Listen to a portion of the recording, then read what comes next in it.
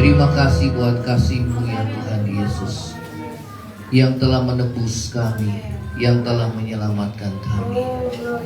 Terima kasih ya Tuhan, Engkau yang telah menyelamatkan kami, mengampuni segala dosa kami. Engkau yang membenarkan kami, sehingga kami boleh layak di hadapan Tuhan. Terima kasih buat anugerah-Mu. Dan saat ini kami siapkan hati kami dengan firman Tuhan. Celikan mata rohani kami. Kami buka hati kami agar firman Tuhan mengubahkan kehidupan kami ya Tuhan. Terima kasih Bapa. Segala kuasa kegelapan roh jahat yang coba mengganggu firman Tuhan disampaikan, mengganggu pikiran dan hati kami patahkan, kami hancurkan di dalam nama Yesus. Dan biar firman Tuhan bertumbuh di dalam hati kami yang lembut Tuhan. Terpuji nama-Mu di dalam nama Yesus. Yang percaya sama-sama katakan amin. Silahkan saudara. Shalom. Baik, kita akan dengar firman Tuhan. Saudara, firman-Nya adalah dahsyatnya karya Roh Kudus ya. Saudara, menjelang kenaikan Yesus ke surga ya, yang kemarin pada hari Kamis kita memperingati, Tuhan Yesus sebelumnya saudara mengatakan bahwa kepada murid-muridnya untuk menunggu akan janji Bapa ya, yaitu bahwa Roh Kudus akan turun atasmu ya. Dan Tuhan berkata bahwa kamu tidak akan ditinggalkan sebagai yatim piatu ya. Itulah kasih Tuhan saudara. Dan bahkan Tuhan berkata, lebih baik bagiku jikalau aku pergi, karena jikalau aku tidak pergi maka Roh Kudus itu tidak akan turun atasmu ya. Pada saat Yesus melayani dalam dunia, Yesus terbatas oleh saudara keberadaannya sebagai manusia. Dia berada dalam tempat yang sama dan waktu yang sama. Tetapi pada saat Yesus naik ke surga, maka Dia mengutus Roh Kudus-Nya saudara, yang pekerjaannya adalah untuk memuliakan Tuhan Yesus. Amin. Ya, jadi saudara, setiap roh yang mengaku Yesus adalah Tuhan itu berasal dari Roh Kudus. Ya, kalau roh itu tidak mengaku Yesus adalah Tuhan, itu roh yang lain. Ya, saudara, itu Injil yang lain yang harus kita tolak.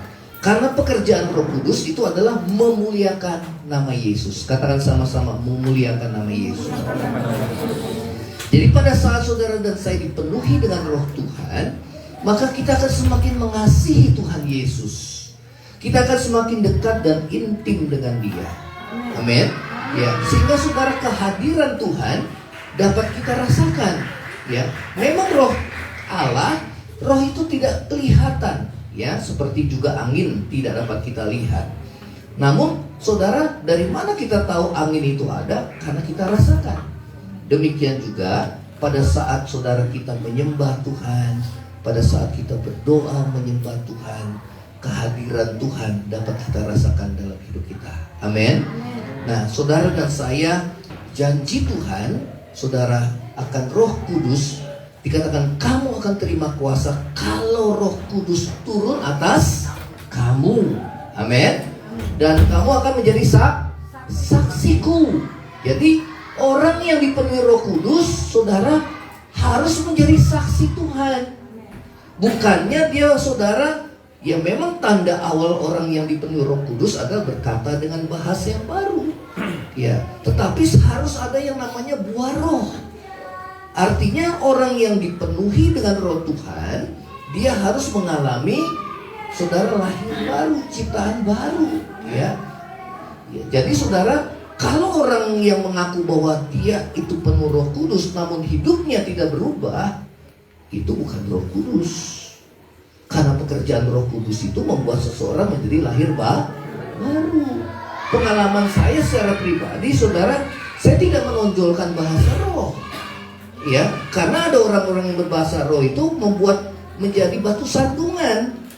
Ya, ada orang yang anti dengan bahasa roh karena memang saudara kehidupannya tidak sesuai dengan saudara mereka yang dipenuhi dengan Roh Tuhan. Ya, karena itu menjadi batu sandungan.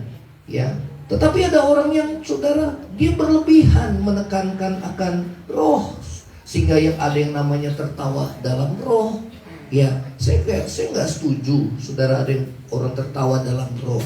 Ya, seakan-akan itu dibuat-buat, saudara. Ya, tetapi saudara, yang kita harus lihat bukan manifestasinya, tetapi yang kita lihat adalah buah rohnya. Apa itu buah roh? Kasihnya. Amin. Ada sukacita walaupun mengalami penderitaan. Ya, saudara, ada damai sejahtera, ada kesabaran, ada kemurahan hati. Amin. Kasih, sukacita, damai sejahtera, kesabaran, kemurahan, kebaikan, kesetiaan, kelemah lembutan, dan penguasaan diri. Terakhir ada penguasaan diri. Artinya dia bisa menguasai hawa nafsunya. Ya, nafsu akan makannya yang rakus, atau nafsu akan percabulan, saudara. Ya, ada pengendalian diri. Amin. Nah, karena itu saudara dan saya tidak boleh anti akan Roh Tuhan, karena Roh Kudus itu adalah pribadi ketiga dari Allah Tritunggal. Katakan sama-sama, pribadi ketiga. Ya, Yesus itu Allah, Bapa itu Allah, dan Roh Kudus itu juga adalah Allah. Dan firman Tuhan katakan ketiganya itu adalah satu, namun pribadinya berbeda. Sama seperti suami istri, firman Tuhan katakan mereka bukan lagi dua, melainkan mereka adalah satu. Satu itu bicara tentang kesatuan. Katakan sama-sama, kesatuan. Ya, karena itu saudara, firman Tuhan katakan kalau kamu dipenuhi Roh Kudus, maka pekerjaan Roh Kudus adalah memuliakan nama Yesus. Nah, saat Yesus dalam dunia, saudara, dia tidak memuliakan diri sendiri, tapi dia memuliakan Bapa di surga. Amin. Tapi saat Yesus naik ke surga, kemudian Roh Kudus turun ke dalam dunia, sehingga setiap orang percaya, saudara, diperlengkapi dengan kuasa, diberikan karunia roh, saudara. Dan pekerjaan Roh Kudus, dia tidak memuliakan dirinya sendiri, tetapi dia memuliakan nama Yesus. Ya, karena itu saudara dan saya, ya, saudara, kita nggak boleh anti. Ya, Roh Kudus itu adalah Roh Allah. Katakan sama-sama, Roh Allah. Roh Kudus itu disebut juga Roh kebenaran, karena firman Tuhan katakan bahwa Roh Kudus itu menuntun setiap orang kepada kebenaran. Ya, Roh Kudus itu adalah Roh Allah. Firman Tuhan katakan tidak ada seorang pun yang dapat mengetahui apa yang ada dalam diri manusia, kalau saudara yang tahu adalah roh manusia itu sendiri. Betul apa enggak, saudara? Saya nggak tahu apa yang ada dalam diri saudara, ya, istri saya walaupun dekat, saudara. Yang tahu, yang paling tahu adalah istri saya sendiri, rohnya sendiri. Nah, kalau kita ingin mengenal Allah dengan benar, maka saudara kita minta pimpinan Roh Kudus. Amin. Ya, sehingga saudara dan saya dapat mengenal Allah dengan benar. Nah, saudara, kenapa Tuhan menjanjikan Roh Kudus buat saudara dan saya? Ya, karena itu yang terpenting. Biasanya kalau seseorang mau meninggalkan dunia ini, dia memberikan satu wasiat. Ya, itu yang terpenting, pesan-pesan yang sangat penting. Yang pertama, pesannya bahwa kamu harus menunggu di Yerusalem dan kamu akan terima kuasa. Ya, kalau Roh Kudus turun atas kamu dan kamu akan menjadi saksi. Nah, itu pesan yang kedua. Ya, kamu akan menjadi saksi. Jadikanlah segala bangsa muridku. Dan kemudian Yesus naik ke surga. Jadi saudara, itu urutannya. Ya, jangan kita menantikan Yesus yang untuk datang pada kali yang kedua, namun kita gak bekerja apa-apa. Firman Tuhan katakan kita harus menjadi saksi Tuhan. Katakan sama-sama, menjadi saksi Tuhan. Dan menjadi saksi Tuhan yang paling utama adalah melalui kehidupan kita yang sudah Tuhan ubahkan. Amin. Yang setuju katakan amin. Amin. Ya, orang ada yang kasih buka Alkitab banyak-banyak, saudara, tetapi saudara hidupnya gak sesuai, Injil itu tidak akan diterima. Namun orang bisa melihat Tuhan ada dalam diri saudara melalui kesaksian hidup perubahan hidup yang saudara dan saya alami. Yang setuju katakan amin. Karena itu jemaat di tempat ini harus berubah hidupnya. Karena saya khawatir kalau kita tidak berubah hidup kita, kita tidak akan terangkat. Ya, kemarin bicara tentang rapture, saudara. Kita tidak akan terangkat. Kita akan mengalami yang namanya masa pengadilan. Artinya saudara, kita memang masih ada kesempatan untuk diangkat, tetapi saudara yang tertinggal itu harus mengalami yang penganiayaan. Ya. Nah, mereka yang diproses terus, saudara. Nah, lebih baik kita diproses saat ini. Siapa yang diproses Tuhan? Mau diproses Tuhan saat ini? Lebih baik diproses Tuhan saat ini. Amin. Ya, sehingga saudara kita diangkat. Sehingga Yesus datang pada kali yang pertama, Tuhan datang ke udara, ya di udara, kemudian kita menyongsong Tuhan di angkasa. 1 Tesalonika 4. Ya, saudara, itu yang Tuhan yang kita rindukan sebagai orang percaya. Amin. Nah, saudara, dahsyatnya karya Roh Kudus. Ya, slide-nya next. Ya, ada 4 akibat bila kita hidup dikuasai oleh Roh Tuhan. Minggu depan kita akan memperingati hari Pentakosta. Walaupun di tanggalan saudara nggak ada hari tanggal merah. Biasanya kalau tanggal merah itu hari apa? Kelahiran Yesus. Diperingati ya saudara, amin. Kemudian kematian, Jumat Agung.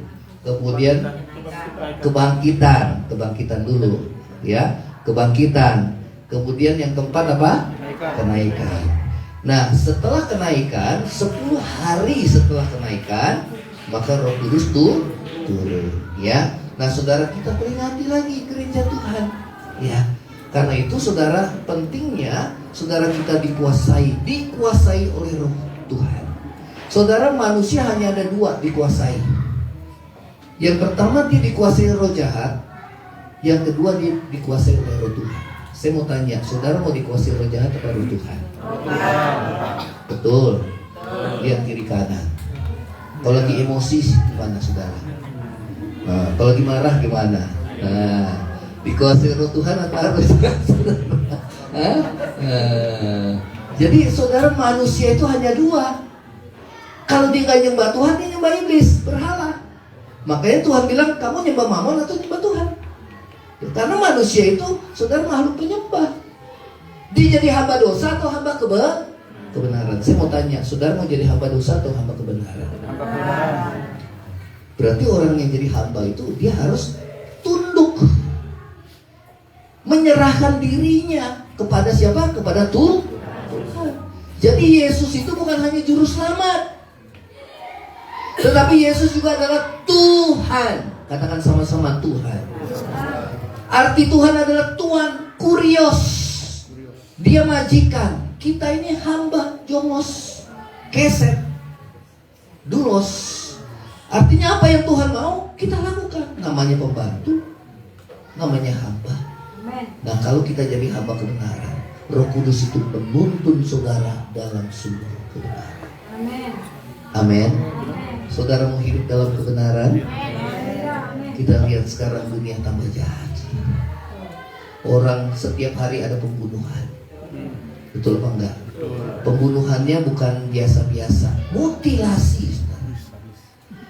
Bahkan bukan hanya dimasukin di koper, saudara, dibagi-bagi ke tetangga-tetangganya. Ini ada daging korban, saudara. Dahsyat, saudara. Luar biasa. Betul apa enggak? Kalau manusia bilang itu sakit jiwa, tapi kalau Tuhan bilang, firman Tuhan bilang dikuasai oleh roh jahat. Memang psikologi itu membuat manusia itu menghilangkan dosa. Orang yang suka mencuri dibilang kleptomania. Betul apa enggak, saudara? Supaya manusia gak ada hati yang merasa tertuduh akan dosa. Dan itu pekerjaan iblis, saudara. Amin. Kita lihat LGBT dengan hak asasi manusia. Di baliknya itu adalah pekerjaan iblis. Supaya manusia haknya diperhatikan. Kita kan bebas, saudara. Tetapi itu kebablasan.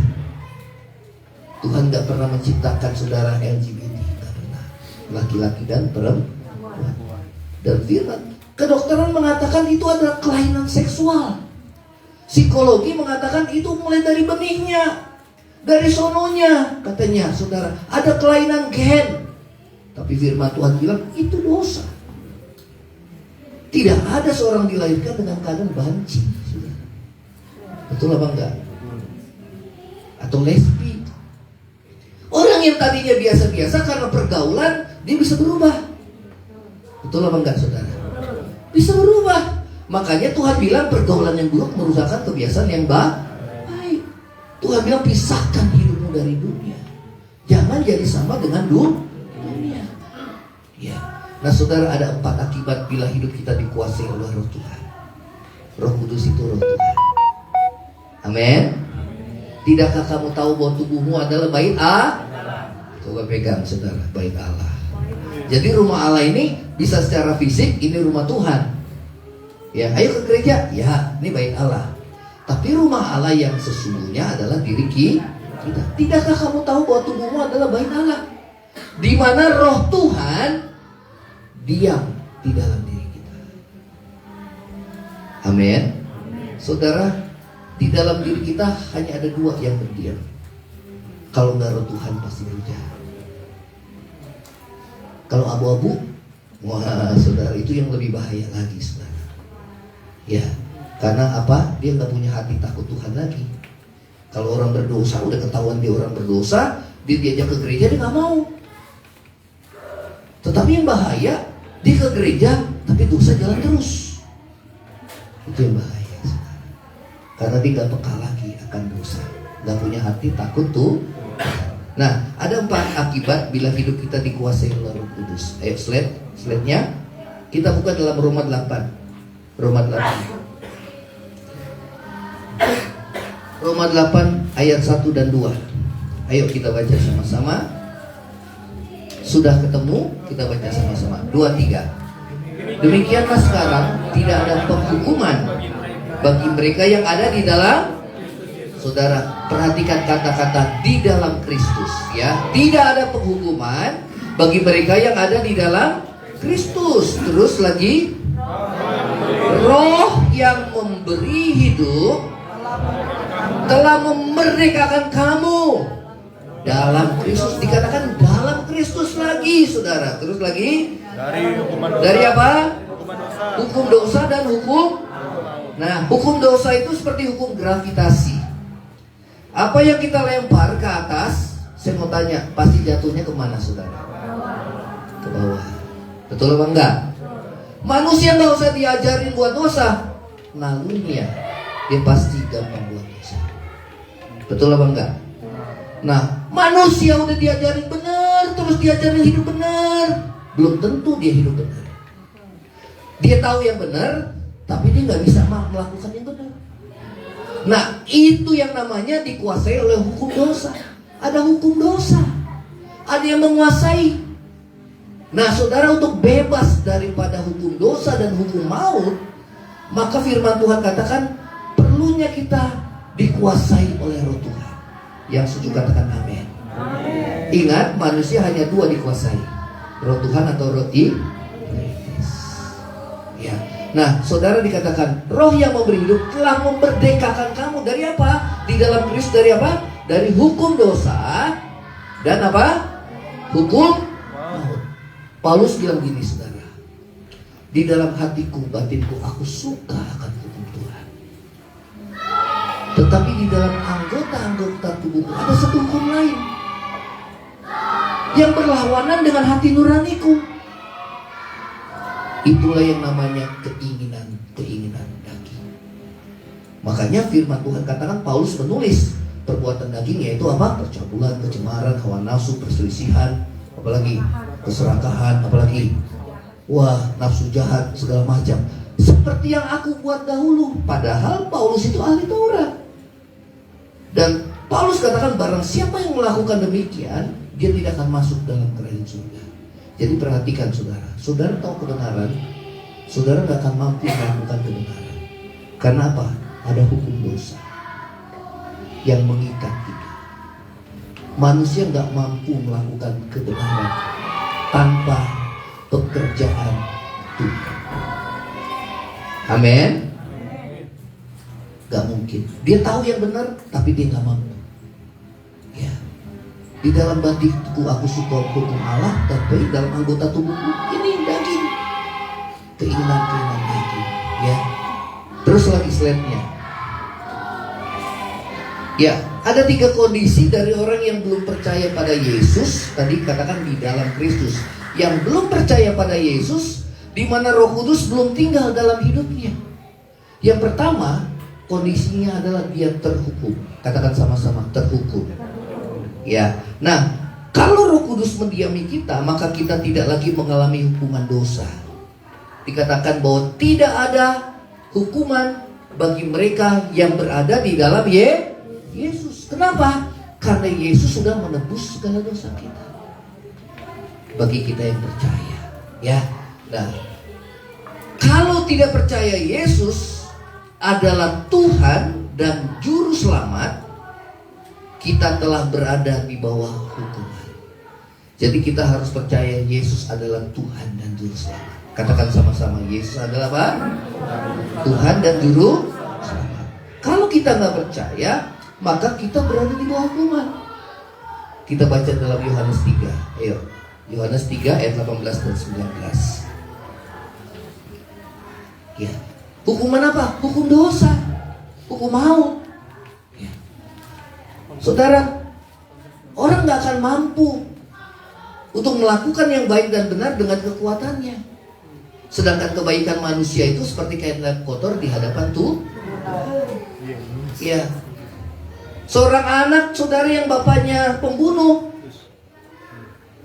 dia ngeliat bapaknya sehari-hari kasih makan dia, sekolahin dia bilang bapaknya itu baik. Padahal bapak itu gak baik. Saudara, kalau dikasih orang terus uang, saudara bilang apa? Baik. Tapi kita gak tahu uangnya dari mana, saudara. Entah dia korupsi, dia mencuri, dia gak benar. Makanya Tuhan bilang kebaikan manusia seperti kain lap kotor di hadapan Tuhan. Yuk, Yohanes 3 ayat 18. Yuk. 2-3.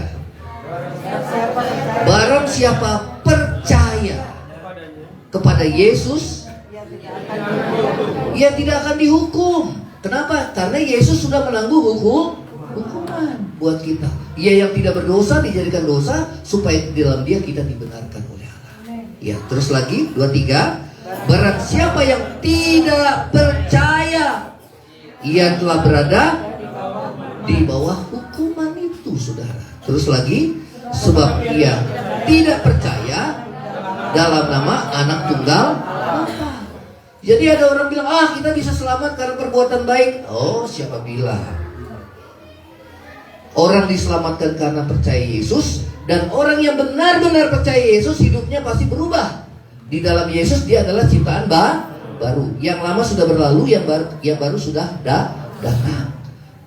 Karena itu dia mampu berbuat yang baik, saudara. Bukan karena perbuatan baik dia selamat, tidak. Karena tidak ada seorang pun yang mampu, saudara. Contohnya Rasul Paulus lah. Dulu namanya Saulus, dia ahli Taurat. Dia bilang, aku manusia celaka. Siapa yang dapat melepaskan aku dari tubuh maut ini? Karena musuh kita ada 3, saudara. Yang pertama adalah iblis. Yang kedua apa? Coba pegang, cubit daging, saudara. Cubit. Keinginan daging. Yang ketiga adalah dunia. Itu musuh kita. Yang paling besar adalah keinginan daging. Makanya kita paling gampang nyalain iblis, saudara. Ini karena saya selingkuh karena iblis, saudara. Padahal karena keinginannya sendiri, saudara. Betul apa enggak? Iblis bilang, wah, gue disalah-salahin terus. Padahal keinginannya sendiri, ya. Nah, saudara, ayat yang ke-18, 2-3. Barang siapa iya 19, yuk kita baca 2-3. Dan inilah hukuman itu, terang telah datang ke dalam. Siapa terang? Yesus. Siapa terang? Yesus. Ya.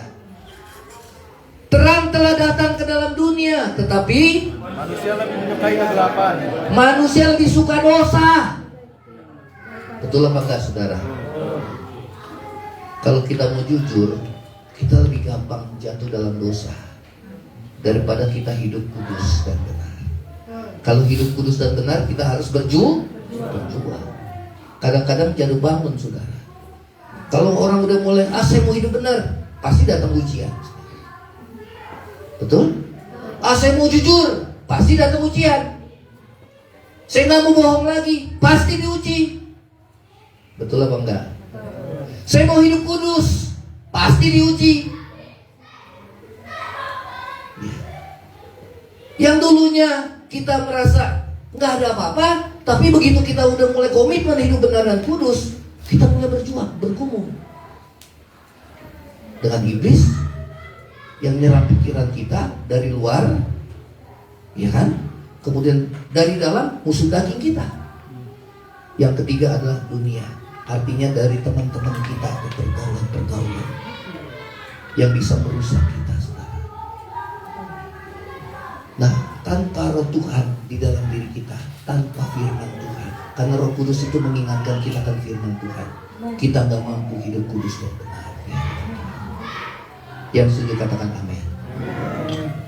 Ya. Ayo kita baca lagi.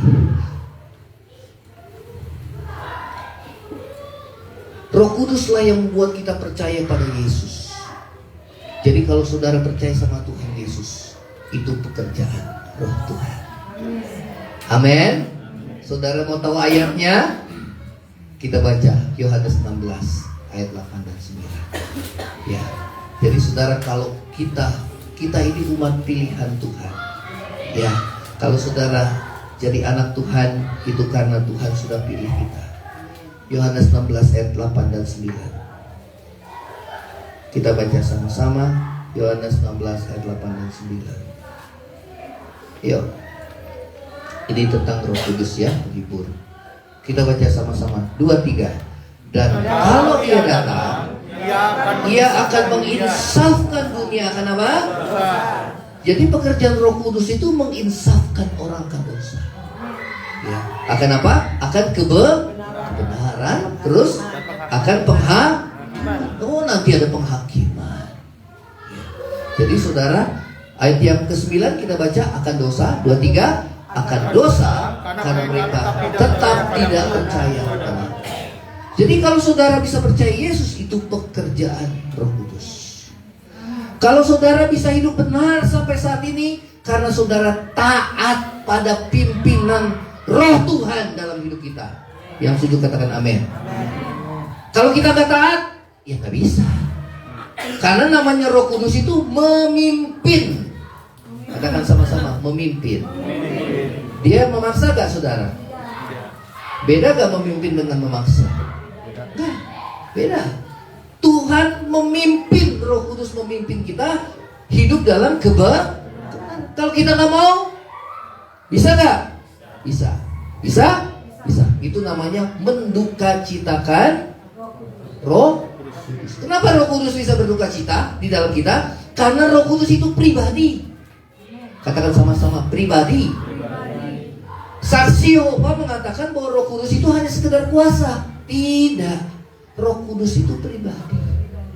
Pribadi ketiga dari Allah Makanya Roh Kudus itu bisa didukacitakan. Saat apa? Saat Roh Kudus bilang sama kita, udah kamu gak usah mencuri lagi. Udah kamu jangan buat dosa lagi. Udah kamu jangan berdusta lagi. Nah, udah kamu mesti mengampuni. Tuhan gak bisa. Sakit hatinya di sini. Gak bisa. Padahal Roh Kudus sudah mengingatkan kita. Nah, saat kita menolak, itu namanya mendukacitakan Roh Tuhan. Siapa yang sering mendukacitakan Roh Tuhan? Nggak usah angkat tangan, saudara. Ya, udah Roh Kudus sudah bilang, kamu pagi-pagi cari sarapan bukan cari Tuhan. Oh iya, Tuhan kena lagi gitu kan? Oh iya, Tuhan, saya mesti utamakan Tuhan. Amin. Ya. Jadi memimpin kita dalam seluruh kebenaran.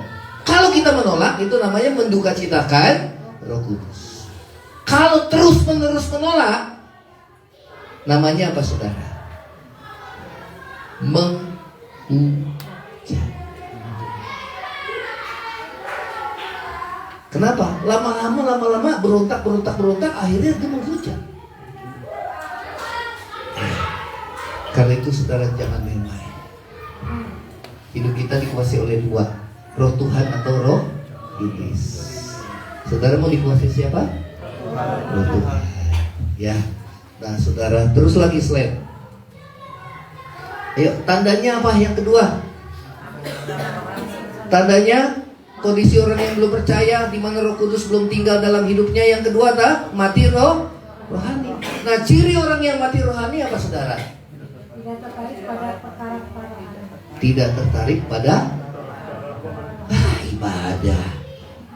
Udah, kita ke kafe aja, ke karaoke, jalan-jalan. Tidak tertarik pada perkara roh. Aduh, doa lagi. Apalagi baca firman. Kok kelamaan firmannya? Nggak tertarik. Kalau bicara tentang hidup kekal, itu nanti. Kita kan hidup saat ini. Tapi kalau sudah diajak jalan-jalan, semangat jalan-jalan, saudara. Tapi kalau diajak kebaktian, saudara, berarti duniawinya lebih kuat daripada rohani. Yang bilang betul cuma istri saya, saudara. Karena dia suka berdoa, saudara. Saya kalah sama istri saya, suka berdoa. Dimanapun berdoa, saudara. Karena dia tahu kelemahannya, suka emosi, saudara. Tuh, betulnya keras, saudara. Suka emosi dia. Suka emosi. Itulah sebabnya dia suka berdoa. Kenapa bergumul dengan dirinya sendiri, saudara? Paling enggak kan ada remnya, saudara. Yang dulu bablas aja sekarang udah mulai ada remnya, saudara. Walaupun jatuh bangun. Betul apa enggak? Orang kan berubah enggak instan, proses. Bahkan sepanjang hidup kita, saudara. Ya. Jadi ciri orang yang, saudara, hidupnya tidak ada Roh Kudus, ya, belum percaya pada Yesus, Roh Kudus belum tinggal dalam hidupnya, dia mati secara rohaninya. Kalau didiamkan, mati secara rohani, mengalami kematian kekal. Ya. Yang ketiga, saudara, ya, apa? Yang ketiga, terikat oleh dosa. Masih terikat. Ada tangan yang terikat, ya, oleh dosa, hukum dosa dan hukum maut. Apa ya? Apa aja, saudara, dia dikuasai? Yuk, slide-nya. Dosa apa aja? Bila dia tidak dikuasai oleh Roh Kudus, dia masih terikat oleh dosa. Ya, itu lihat gambarnya, terikat oleh dosa. Ya, saudara, dia terikat oleh dosa. Dosa-dosa apa aja? Coba kita cek, saudara, dosa kita udah apa tidak. Yang penting jujur ya. Ayo kita baca sama-sama. 2, 3. Perbuatan daging telah nyata, yaitu apa? Stop. Percabulan itu bisa secara jasmani, bisa secara rohani. Makanya Tuhan bilang, kalau kamu memandang wanita saja, kemudian kamu mulai bertarak, maka itu sudah berzina.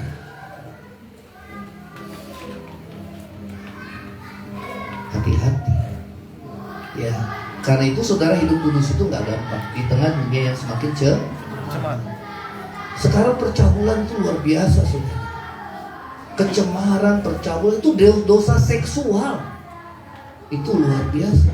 Ada orang yang gak mampu karena dia terikat oleh dosa seksual. Salomo pada awalnya dia bagus, saudara. Minta hikmat, memimpin dengan benar, dikaruniai kekayaan, kelimpahan. Jatuhnya karena siapa, saudara? Firman Tuhan bilang, wanita. Dikatakan pada masa tuanya Salomo mulai menyimpang dan menyembah berhala karena istri-istrinya. Dia menyukai wanita asli. Berapa istrinya? 700. Siapa di antara saudara punya istri 700? Gundiknya 300. 300. Berarti setiap bulan ada berapa saudara? Wah. Ya, dihitung sendirilah. Ya, 1 tahun itu kan 356, ya kan? Ya, hitung sendiri saudara. Dia menyimpan dosa seksual. Hati-hati, hati-hati. Amin. Kalau tahu itu wanita berselingkuh di hotel dan akhirnya dia dimutilasi, dia tidak akan melakukan dosa yang namanya perzinahan. Betul apa enggak? Yang parah kan saudara, dia nggak tahu bahwa itulah akhir hidupnya. Dia sudah melakukan dosa perzinahan dan matinya juga tragis. Mengalami kematian jasmani, mengalami kematian rohani, yang ketiga mengalami kematian kekal.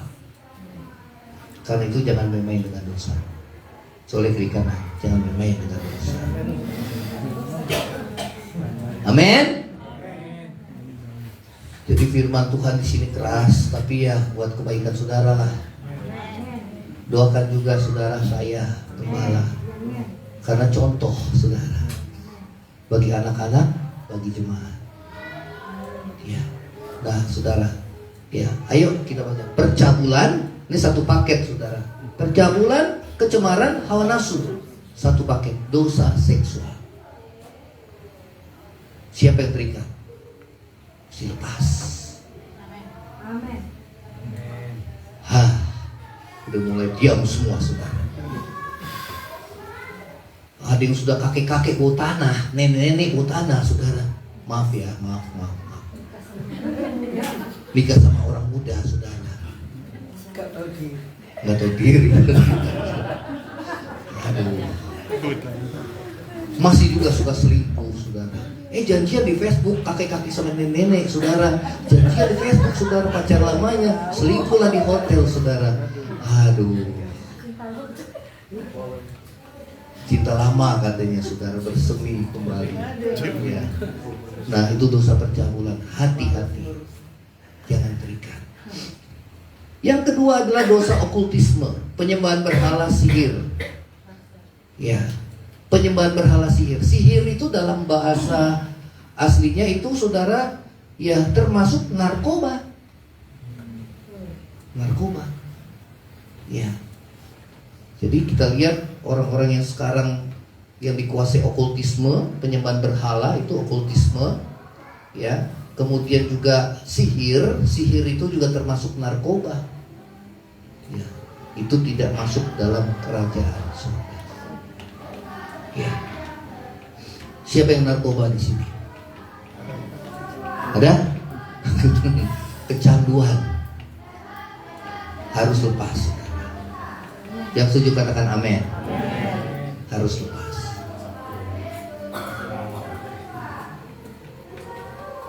Ya. Yang berikut perselisihan. Nah ini satu paket lagi. Perselisihan, iri hati.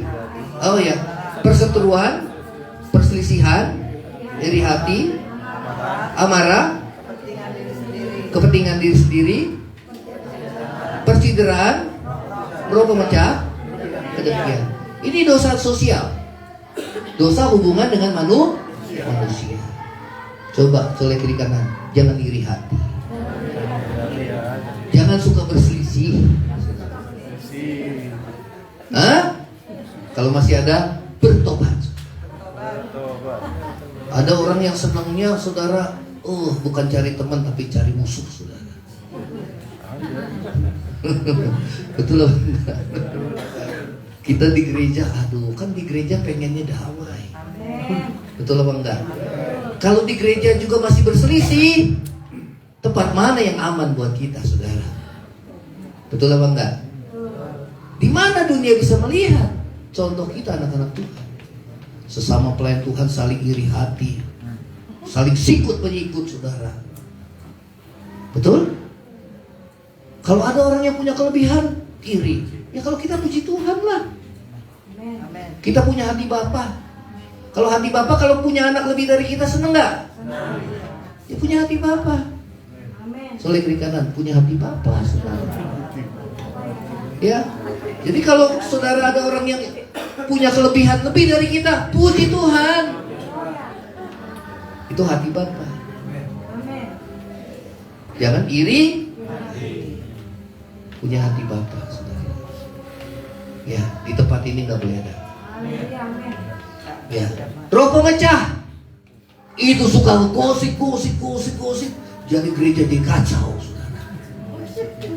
Padahal biasanya yang suka pemecah itu cuma 1-2 orang. Nggak usah 2 lah, 1.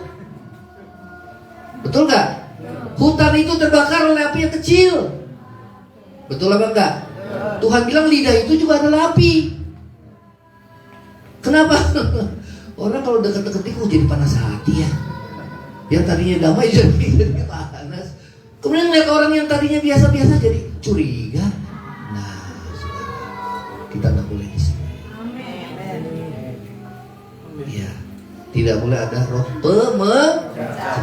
Perhatikan, kalau ada roh pemecah, gereja ini kacau.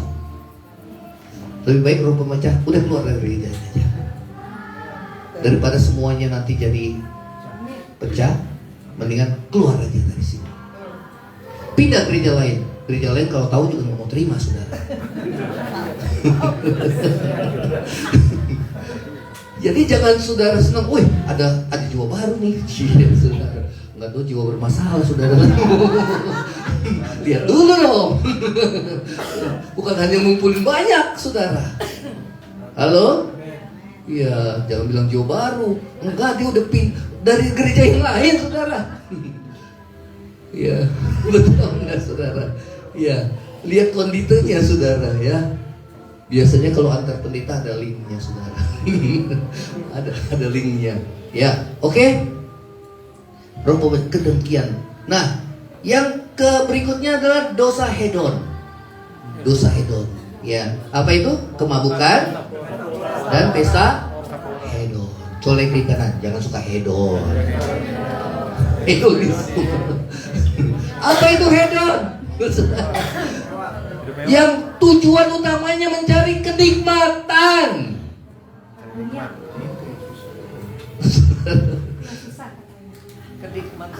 Kenikmatan hidup. Nggak salah sih, saudara, kita jalan-jalan ke puncak. Kita mau puncak kok nantinya. Nggak salah.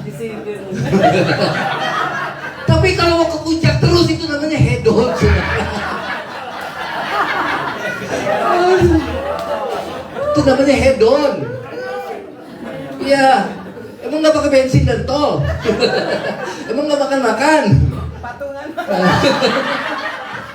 Nanti gajian setengah bulan udah habis gajiannya, saudara. Ya. Karena bilang urusan nanti. Nanti Tuhan berkati. Saudara, kalau nggak diberkati, rasain sendiri, saudara. Nah, itu hedon, saudara. Makanya saudara kalau mau jalan-jalan hitung-hitungan dulu, saudara. Yang nggak diajak nggak apa-apa. Yang penting selamat 1 bulan full. Bisa makan dan minum, kebutuhan utama semua tercukupi. Amin. Masa mau numpang terus? Bingung lagi. Masa mau ditraktir terus, nggak enak juga kan? Makanya saudara, tahulah gembala saudara kalau diajak nggak mau, berarti saudara tahulah, ya kan? Ayo ajak ke sana. Nggak usah, saya bilang nggak usah. Karena saudara mesti tahu sendiri gitu loh. Mesti tahu sendiri lah. Kalau diajak nggak mau, ya. Oke, ya. Nah berikutnya slide. Bila dikuasai oleh Roh Tuhan, Galatia 5 ayat 22-23. Ayo saudara kita baca sama-sama. 23. Tetapi buah roh ialah kasih, sukacita, damai sejahtera, kesabaran, kemurahan, kebaikan, kesetiaan, kelemah lembutan, penguasaan diri. Tidak ada hukum yang menentang hal ini. Ya, saudara, hiduplah dalam Tuhan. Kita akan diberikan kemampuan untuk melakukan kehendak. Sakaria 4:6 berkata, bukan dengan kekuatan kekuasaan, tetapi oleh Roh-Mu ya Tuhan. Kalau saudara dan saya bisa hidupnya berubah, kita bisa bersuka cita walaupun di tengah penderitaan. Kita bisa mengalami damai sejahtera walaupun banyak pergumulan. Haleluya. Kita tetap mengasihi walaupun orang lain tidak mengasihi kita. Amin. Saudara, kita bisa murah hati walaupun kita dalam kekurangan. Amin. Kan nggak semua orang saudara bisa memberi. Ada yang kaya nggak bisa memberi, itu namanya pelit. Kikir, saudara. Lebih parah lagi kikir. Ya. Ya. Tetapi nggak semuanya orang yang biasa-biasa, yang pas-pasan nggak bisa memberi. Amin. Karena memberi itu bukan masalah jumlah banyak dan tidak, tapi bicara tentang hati. Amin. Ya, saudara, saya kalau lihat tukang sampah, tukang bersih jalanan, kemudian security, saya coba menaruh, kita suami istri menaruh, kalau saya berada di situ, menempatkan diri seperti dia. Kasih pada orang yang tepat, bukan yang tidak tepat. Amin. Jangan dia belaga-belaga nggak punya tangan, nggak taunya tangannya disembunyiin, saudara kan?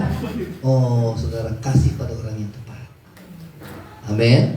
Nah, kalau Roh Kudus menggerakkan hati saudara untuk murah hati, jangan kita menahan. Itu namanya mendukacitakan. Amin. Jadi mulai peka. Katakan sama-sama, mulai peka. Jadi bukan hanya di sini, tetapi di sini. Ya kan? Kalau saudara mau nolong orang banyak mikir, nggak akan pernah nolong orang. Sama Imam dan Dewi, lihat orang yang dirampok di tengah jalan, dia mulai mikir, oh saya ada pelayanan nih, sikir langsung.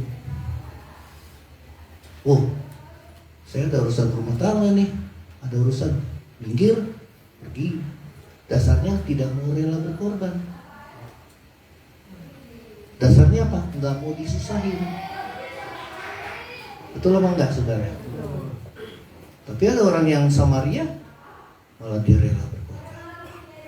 Tapi saudara, kalau mau nolong orang juga kita perlu hikmah. Karena di YouTube juga ada orang yang belaga-belaga jatuh dari motor, nggak taunya dia yang dirampok, saudara. Betul apa enggak? Saya juga keluar jam 11 malam, saudara, dari Bromelia, ada motor, ya, dia ngangkut barang, dia berhentiin saya, nggak ada orang sama sekali, saya diberhentiin, saya lewat aja, saudara. Maaf ya, saya mau ke depan. Iya, karena berhikmat juga kan. Iya, amin. Karena nggak ada orang. Ya, nggak lama saya pulang lagi, dia motornya jalan, saudara. Ya, jadi kita perlu berhikmat, ya. Apalagi dikatakan kebaikan, kesetiaan. Colek kiri kanan, mesti setia. Amin. Ya, setia. Apalagi kelemah lembutan, bukan seperti itu, saudara. Banci. Jangan lemah lembut, bukan. Lemah gemulai itu namanya. Yang laki mesti maco, saudara. Amin. Mesti maco, saudara. Ya, lemah lembut artinya dia terima firman. Dia mau diajar. Dia nggak melawan, dia nggak berontak, tapi dia mau dipimpin oleh Roh Tuhan. Ya. Dan penguasaan diri ini dikunci sama semua. Kalau nggak ada penguasaan diri, kesabaran nggak ada, saudara. Betul apa enggak? Kalau nggak ada penguasaan diri, kesetiaan nggak ada, selingkuh, saudara. Kalau nggak ada penguasaan diri, damai sejahtera nggak ada. Ya. Self control. Dalam bahasa lainnya, tahan hawa nafsu. Colek ke kanan, tahan hawa nafsu. Nafsu jahat, nafsu serakah, nafsu cabul, nafsu duniawi, semua nafsu-nafsu yang jelek, saudara. Kalau nafsu makan sih gak apa-apa ya. Kalau nggak ada nafsu makan sakit saudara ya. Ya, oke. Yang kedua, slide-nya baca sama-sama. 2, 3. Roh Kudus memberikan apa? Nah, ini orang yang hidupnya dikuasai oleh Roh Tuhan. Saudara mau dikuasai Roh Tuhan atau roh iblis? Roh Tuhan. Berarti kalau hal yang kedua, hidup kita dikuasai oleh Roh Tuhan, saudara, pikiran kita adalah pikiran yang rohani. Amin. Coba pegang pikiran. Suka hang gak pikirannya, saudara? Oh, kadang saya rohani, kadang saya rohana. Kadang-kadang tergantung apa yang saya lihat, katanya saudara. Aduh, tergantung situasi, saudara. Ya, Roma 8 ayat yang kelima kita baca. 2, 3. Sebab mereka yang hidup menurut daging Memikirkan hal-hal yang daging. Coba perhatiin.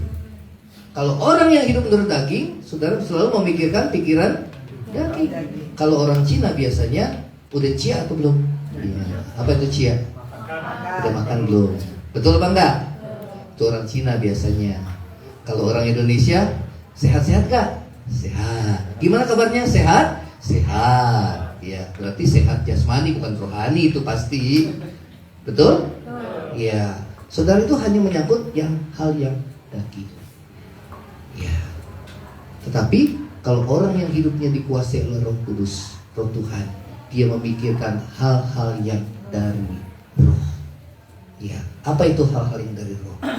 Ayo, kita baca lagi. Slide-nya. Kolose 3 ayat 1 dan 2. Ayo kita baca. 2, 3. Karena itu kalau kamu dekat bersama dengan Kristus, Carilah perkara yang di atas, di mana Kristus ada duduk sebelah kanan Allah.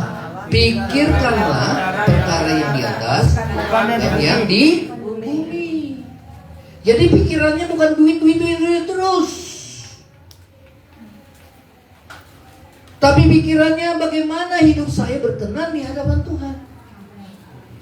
Ya. Saudara, kalau hidup kita berkenan, pasti Tuhan pelihara kita. Kalau Tuhan berkenan, saudara, kita hidup rukun, kita nggak usah minta berkat, Tuhan perintahkan berkat. Soalnya kita mesti hidup rukun. Betul apa enggak? Mazmur 133 kan? Kita nggak usah minta berkat, Tuhan yang perintahkan berkat. Makanya dalam doa nggak usah banyak minta. Orang yang bersekutu dengan Tuhan, mintanya nggak banyak, dikit, tapi nyembahnya banyak. Amin. Sulit di kanan, nyembahnya banyak, jangan mintanya banyak, saudara. Maka saya mau tanya, kadang-kadang kita bingung ya, kok ada orang yang bisa berdoa 1-2 jam? Saya 1-2 jam, saya 5 menit cukup. 5 menit kehabisan kata, saudara. Habis. Betul apa enggak? Mau ngomong apa lagi? Udah semua. Betul? Kenapa bisa 1-2 jam? Ada yang 3 jam, ada yang 5 jam, ada yang 6 jam. Orang-orang Korea tuh luar biasa. Karena dia nyembah Tuhan. Engkau baik Tuhan. Engkau baik. Kalau ada gitar, saudara, penyembahan. Puji Tuhan. Makanya lagu-lagu baru, saudara, itu bisa keluar, tercipta itu Roh Kudus kasih pada saat saya dalam penyembahan. Menyembah. Ya. Amin. Ya. Filipi 4 ayat 8. Ayo. Apa itu pikirkan perkara yang di atas? Pikirkan perkara yang bersifat kekal. Katakan sama-sama kekal. Kalau dunia, saya mau tanya, harta kita bawa gak, saudara? Rumah, mobil, deposito, tabungan, enggak bawa. Betul apa tidak, saudara? Enggak dibawa. Makanya jangan minder kalau ada orang yang punya mobil, dia kaya dari kita, biasa aja. Karena kita pergi, kita datang dalam keadaan telanjang, kita pergi juga dalam keadaan telanjang. Tidak membawa apa-apa. Betul apa enggak saudara? Yang penting ada makanan dan pakaian cukup. Amin. Katakan sama-sama, cukup. Yang penting ada makanan. Ya, walaupun nasi sama tempe kalau hati damai. Wah, tempe sama sambal saudara bisa 2 piring saudara. Betul apa enggak? Kalau hati dongkol mau makan di Kentucky saudara, KFC, Solaria, apalagi saudara, bang sebutkanlah yang mahal-mahal ya. Saudara, tetap aja nggak nikmat. Steak, makan steak, saudara. Ya, kita makan di Living World, Living World. Oh, promosi saudara. Itu semua makanan ada saudara. Kita lihatin, makanan banyak banget saudara. Tinggal lihat dompetnya. Oh, kita milih-milih yang mana yang murah ya. Akhirnya nggak makan.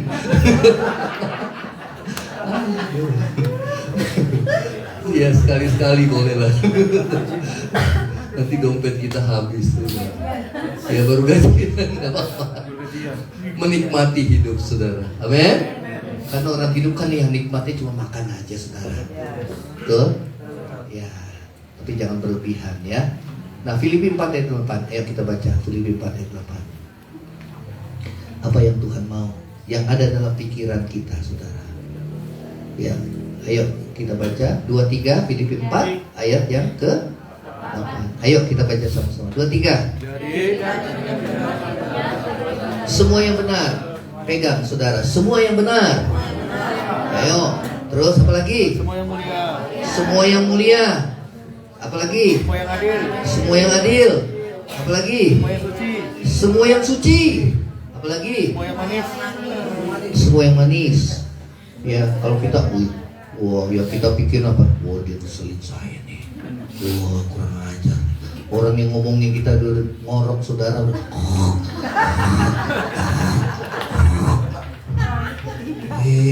Kitanya masih mikirin dia ngomongin saya. Padahal orang ngomong kita udah lupa apa yang dia ngomongin saudara.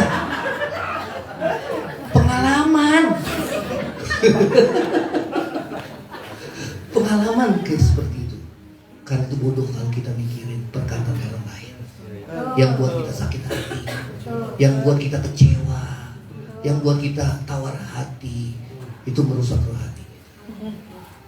Amin. Lebih baik kita alihkan pikiran kita. Ya, caranya apa? Alihkan. Ya, ayo terus lagi. Semua apa yang manis. Terus apa lagi? Semua yang sedap Oh, yang enak-enak aja saudara. Ya. Terus lagi sedap didengar. Semua yang disebut dan patut dipuji. Pikirkanlah semua. Apa itu semua yang benar? Semua yang suci. Semua yang manis didengar. Apa itu saudara? Firman Tuhan. Ya. Isi pikiran kita dengan firman Tuhan. Amin. Jadi kalau orang banyak ngomong sama kita, alihkan. Gak usah peduli orang lain ngomong apa. Mulai baca firman Tuhan. Oh iya, Tuhan bilang apa? Ampunilah seperti Tuhan mengampuni. Oh iya ya Tuhan, saya mesti mengampuni seperti Tuhan mengampuni. Amin. Nah, jadi mindset kita berubah. Karena orang kan apa yang kita buat, apa yang kita katakan, perasaan kita semua bergantung pada mindset kita, pikiran. Ya, karena itu pikiran kita harus diisi dengan firman Tuhan. Amin. Semua yang benar, semua yang mulia, semua yang suci, semua yang sedap didengar. Itu janji-janji Tuhan banyak gak saudara? Banyak? Itu sedap didengar. Diberkatilah orang yang mengandalkan Tuhan, yang menaruh harapnya kepada Tuhan. Dia seperti pohon yang ditanam di tepi aliran air, yang berbuah pada musimnya dan tidak layu daunnya. Wah, luar biasa.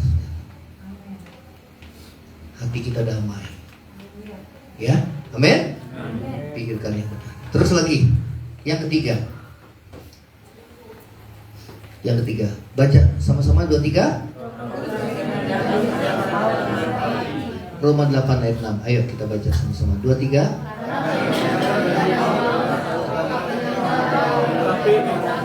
Ya. Jadi kalau Roh Kudus ada dalam hati saudara, tandanya apa? Ada damai. Sulit dikatakan ada damai. Kalau kurang ajar ya, pada saat seperti Kain ya, iri hati. Tuhan dia bilang, hati-hati Kain. Ini sudah mengintip di depan pintu hatimu. Engkau harus berkuasa atasmu. Tapi Kain nggak bisa. Dia nggak nurut Tuhan. Akhirnya dia membunuh saudara. Saudara mau hidup dikuasai oleh Roh Tuhan? Amin. Ya. Kenapa? Roh Kudus itu memberi damai. Walaupun di tengah tantangan saudara. Kalau orang ada damai di dalam hati, kelihatan nggak wajahnya saudara?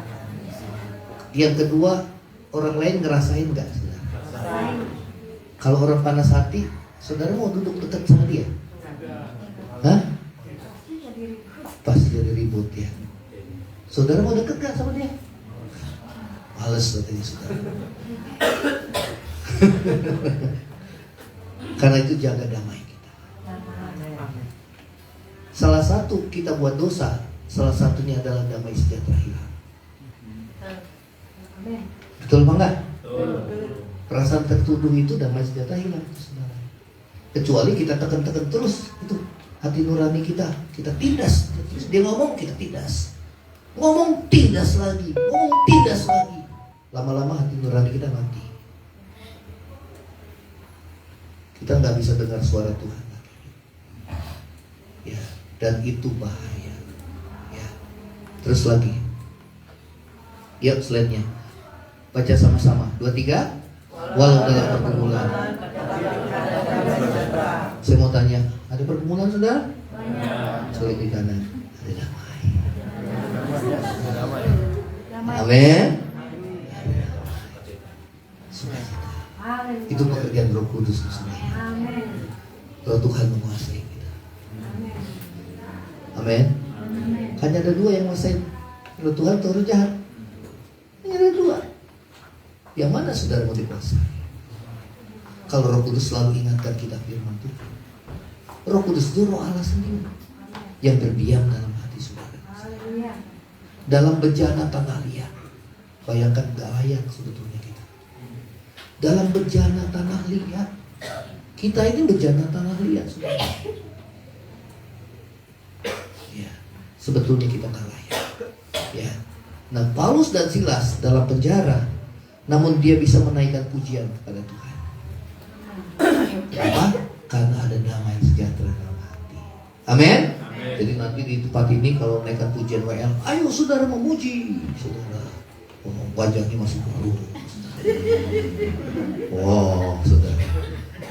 Berarti hidupmu tidak dikuasai oleh Roh Tuhan, tapi hidupmu dikuasai oleh perasaanmu sendiri. Kalau saudara hidup dikuasai oleh perasaanmu sendiri, kita turun naik Tuhan kita. Itu yang orang bilang, Pak, awas jangan deketin dia lagi gak mood. Hati-hati. Kalau lagi mood ketawa. Kenapa lagi mood? Duitnya banyak.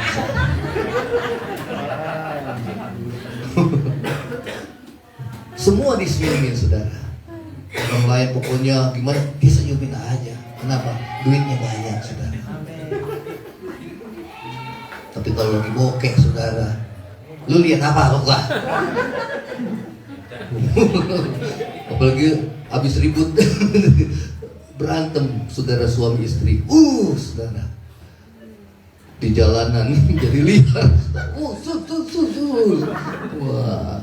waduh. Itu hidup dikuasai hawa nafsu, bukan dikuasai oleh Roh Tuhan. Saudara mau hidup dikuasai oleh Roh Tuhan. Tandanya ada damai. Kalau buat dosa, damai hilang gak? Boleh dikenal. Jangan buat dosa. Kalau hilang berarti ada sesuatu yang gak beres. Coba kalau orang gak jujur. Saya mau tanya orang yang gak jujur, yang suka ngebohong. Tenang nggak hatinya? Anak muda? Anak muda lagi saudara. Ya semualah saudara. Kalau nggak jujur, tenang nggak hatinya? Nggak. Kalau ada yang jawab tenang, berarti hati nurani udah mati saudara. Ya, itu sinyal kan. Kalau udah nggak beres, nah itu sinyal. Berarti ada dosa yang perlu kita beres di hadapan Tuhan. Ya, nah saudara terus lagi slide berikutnya. Ayo, 2-3. Roh Kudus membuat kita akrab dengan Allah. Ya, kita baca sama-sama. 2-3. Sebab kamu tidak menerima roh perbudakan yang membuat kamu menjadi takut lagi, tetapi kamu telah menerima roh yang menjadikan kamu anak Allah. Oleh roh itu kita berseru, ya Bapa, ya Aba, ya Bapa. Roh itu bersaksi bersama dengan roh kita bahwa kita adalah anak-anak Allah. Ya, saudara, colek kiri kanan, kita anak Tuhan. Setiap orang yang menerima Dia, Yesus, diberinya kuasa atau otoritas untuk menjadi anak-anak Allah, yaitu mereka yang percaya kepadanya. Itulah sebabnya kita berseru, ya Aba, ya Bapa. Jadi kalau kita doa, ya Bapa, Engkau baik Tuhan, itu hubungan kita dengan Allah itu serasa dekat. Makanya Yesus datang ke dalam dunia memperkenalkan Allah sebagai Bapa. Amin. Sama seperti hubungan Dia sebagai anak dengan Bapa, itu hubungan yang erat. Sebutan Yesus sebagai anak Allah bukan berarti Dia lebih rendah daripada Bapanya. Dia setara dengan Bapa di surga. Amin. Ya. Karena dikatakan firman Tuhan pada mulanya adalah firman. Firman itu bersama-sama dengan Allah. Dan firman itu adalah Allah. Yesus itu adalah Allah juga. Dia disebut sebagai anak Allah, tapi Yesus juga disebut sebagai Allah.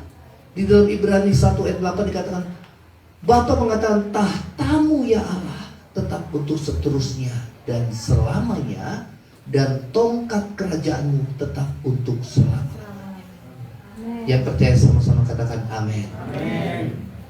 Jadi hati-hati dengan pengajaran-pengajaran palsu dan sesat. Saudara sudah dapat pengajaran yang berdasarkan iman para rasul. Itu tidak akan keliru saudara. Makanya ada pengakuan iman rasuli. Dalam menghadapi apa? Pengajaran sesat di akhir zaman yang begitu banyak saudara. Ya. Yuk kita baca lagi Yohanes 15 yang terakhir. Nah ini yang paling kita suka. Yuk 15 dan 15. Yuk 5. Ayo yang terakhir slide-nya. Yuk kita baca sama-sama. 2-3. Aku tidak menyebut kamu lagi hamba, sebab hamba tidak tahu apa yang diperbuat olehnya. Tetapi aku menyebut kamu sahabat, karena aku telah memberitahukan kepada kamu segala sesuatu yang telah kudengar dari Bapa. Ya, biasanya orang curhat itu sama sahabatnya. Enggak semua orang kan? Kalau kita punya sahabat, kita biasanya curhat. Ya, Yesuslah sahabat kita. Amin. Kita akan bangkit berdiri. Kita nyanyikan pujian. Roh Kudus, Kau hadir di tempat ini. Saudara, rindukan kehadiran Roh Tuhan di tengah-tengah kita. Biar setiap kita dilawan oleh Tuhan. Kalau Roh Kudus menguasai hidup saudara dan saya, maka saudara, firman Tuhan mengatakan bahwa Dia membebaskan kita dari hukuman dosa. Tidak ada lagi ikatan-ikatan dosa yang membelenggu. Roh Kudus, Kau hadir di tempat ini. Roh Kudus, Kau hadir penuhi kami.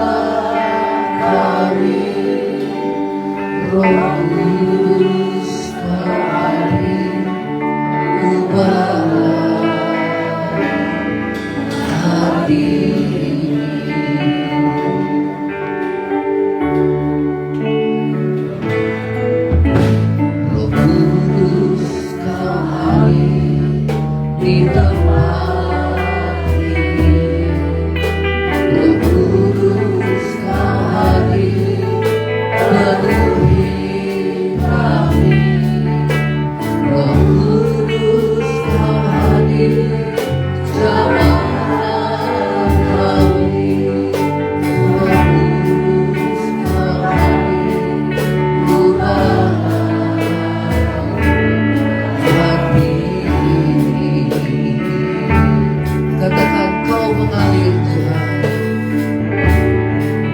Engkau mengalir di tempat ini. Engkau mengalir penuhi kami. Engkau mengalir jamaah kami.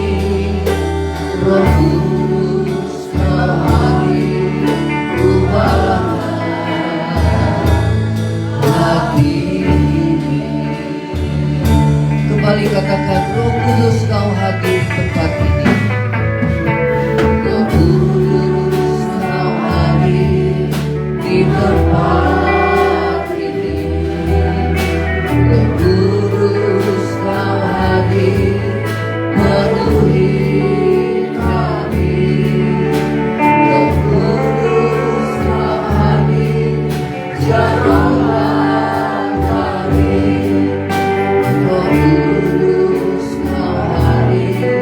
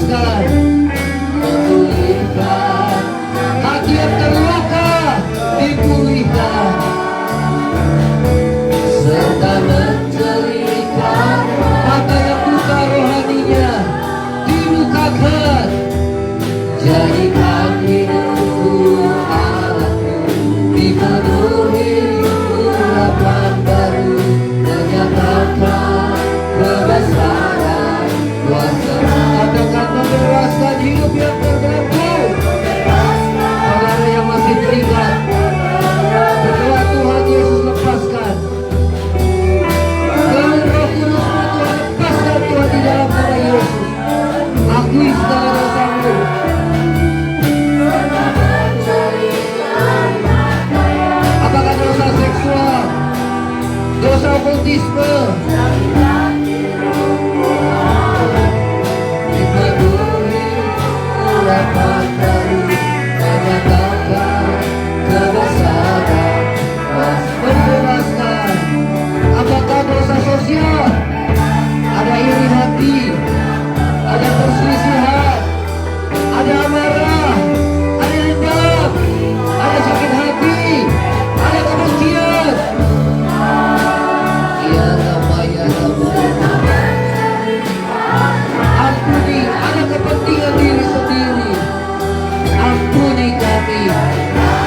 Apakah dosa hedonisme, mencari kenikmatan dunia lebih daripada kau mencari Tuhan? Membebaskan, membebaskan. Saudara, akui dosamu. Saat ini saudara pulang dengan membawa kelepasan. Pulihkan hati mereka yang terluka, serta menceritakan mata yang buta. Jadikan hidupku Allahku, dipenuhi urapan baru, menyatakan kebesaran kuasa-Mu. Membebaskan, membebaskan, membebaskan hidupnya. Jangan biarkan hidupmu dikuasai oleh dosa, dikuasai oleh iblis yang membuat kau tidak selamat, yang membuat kau kehilangan damai sejahtera dan sukacita di dalam dirimu.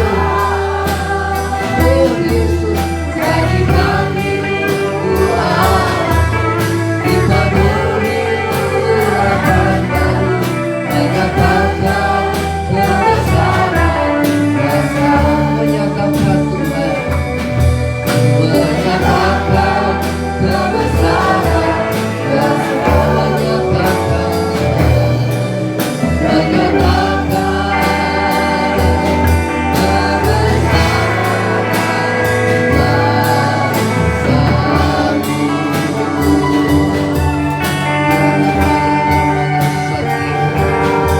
pulihkan hati kami, ubah hati kami Tuhan. Engkau hadir di tempat ini, Roh Kudus, Kau penuhi hati kami, Engkau menjamah kami Tuhan, Engkau mengubah hati kami. Ya Rama, ya Rama, Nasatya. Yesus Tuhan, jamah hati kami.